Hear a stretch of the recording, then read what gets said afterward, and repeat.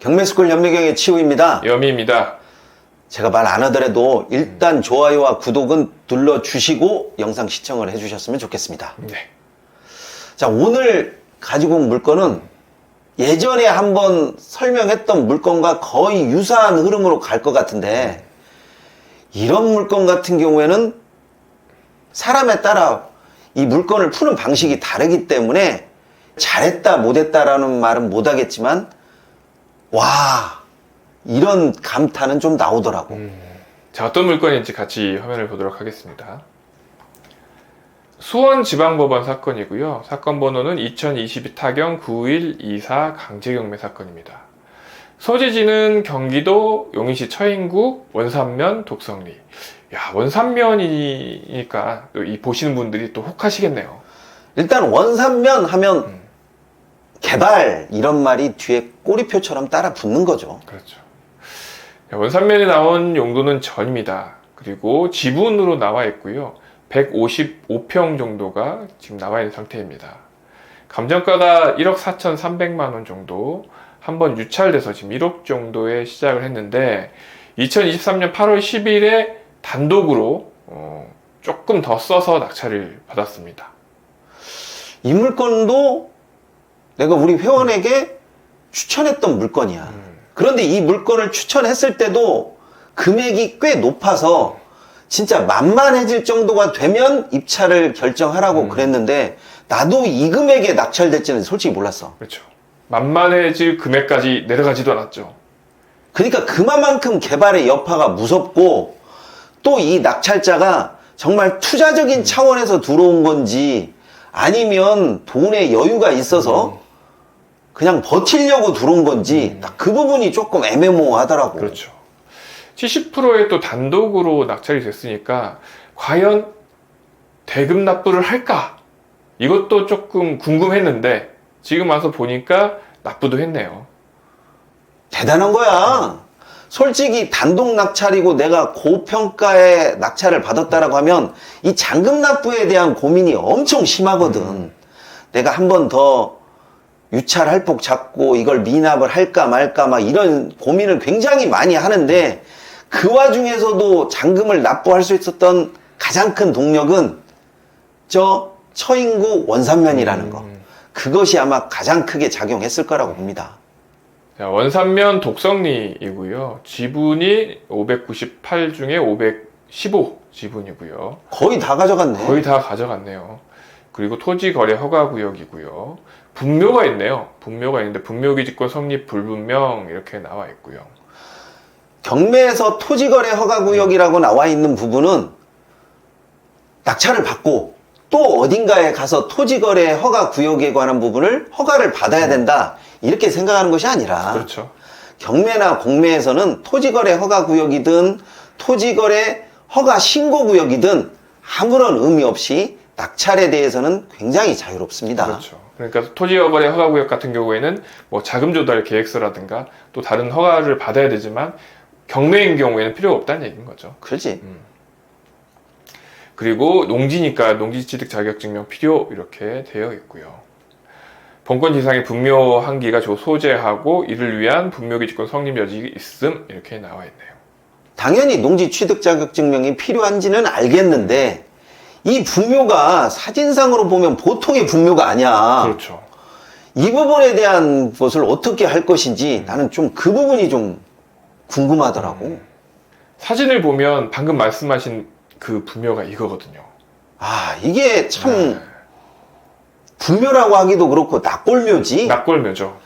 납골묘인데 저쪽 사진 끝터리에 있는 저 분묘는 봉분이라고 해가지고 우리가 쉽게 생각하는 묘지로 볼 수가 있는데, 이 부분은 분묘기지권이 성립이 된다 안 된다를 떠나서 협상을 어떻게 할 것인지 궁금해. 그렇죠. 그리고 이렇게 돌로 된 입상석도 있고 하다 보니까 냉정하게 이야기해서 전 소유자가 돈을 좀 많이 들인 거잖아. 그렇죠. 이 들인 거에서 이사 가라고 할 수 있나? 가라고는 해야겠지만 그게 쉬운 협상은 아닐 것 같아요. 그렇지. 여기 보세요. 이렇게 큰 납골묘가 있는 거죠. 이 상황에서 묘지 협상도 쉽지 않지만, 이 쉽지 않은 상태에서 과연 1억이 넘는 돈을 언제까지 버틸 수 있냐는 거야.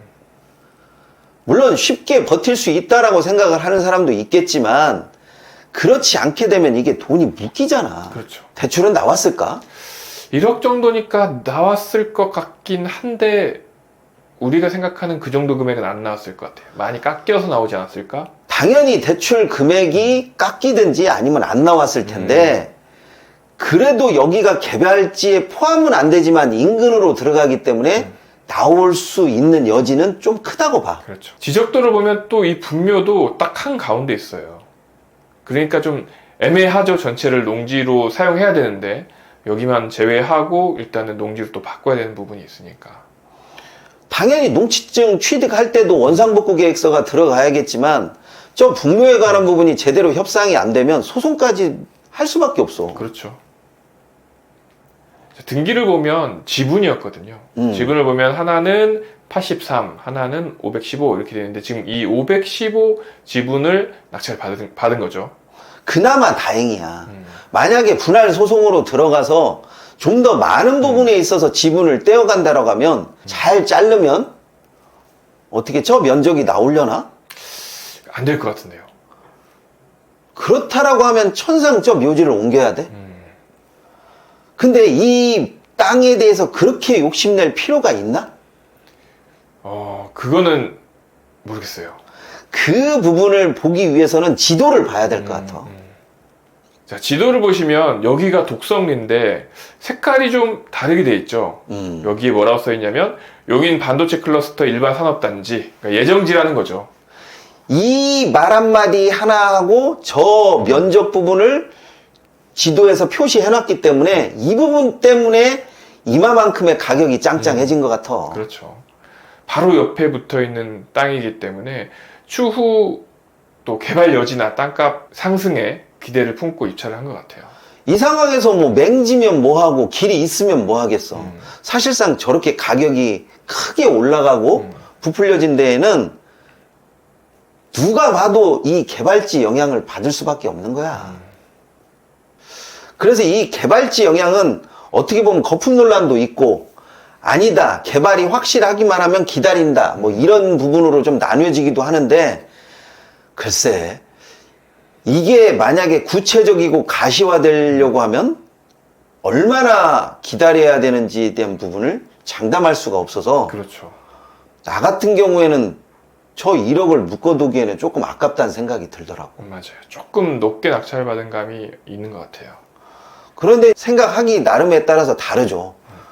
정말 운이 좋아서 몇 년 안에 진짜로 용인 반도체 클러스터가 활성화가 돼가지고 그 주변 집값까지 들썩이냐 그렇지 않느냐 여기에 따라서 갈린 거고 일단은 묘지에 관한 부분을 어떻게 해결하느냐에 따라서 가격 협상이 조금 달라질 것 같기는 합니다. 그렇죠.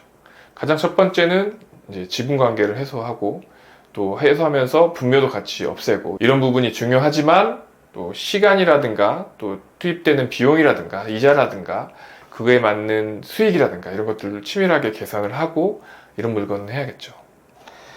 그렇다고 하더라도 저 원산면 독성리 이 주변에 대한 땅값은 쉽게는 안 떨어질 것 같아. 그렇죠. 워낙 기대 심리가 많으니까. 그래서 그런지 이 용인의 특히 전, 답, 과수원, 농지에 관한 부분은 경매 물건에서도 굉장히 희귀성을 띠더라고. 그렇죠. 희귀성을 띠다 보니까 이 부분이 지분 경매냐 아니면 분묘교지권이 있냐 없냐 그 부분을 따지기보다는 용인이잖아. 그렇죠. 이 말로 모든 것이 다 용서가 되다 보니까 자꾸 가격대가 점점 높아지는 것은 어쩔 수 없는 뭐 자연스러운 것 같아요. 그렇죠. 다음번에도 용인 물건이 또 나올 수는 있겠지만 이런 상태가 지속된다면 낮은 낙찰대는 아마 희망하기가 쉽지 않을 것 같아. 그렇죠. 자, 이번 시간에는 여기까지 하도록 하겠습니다. 감사합니다. 감사합니다.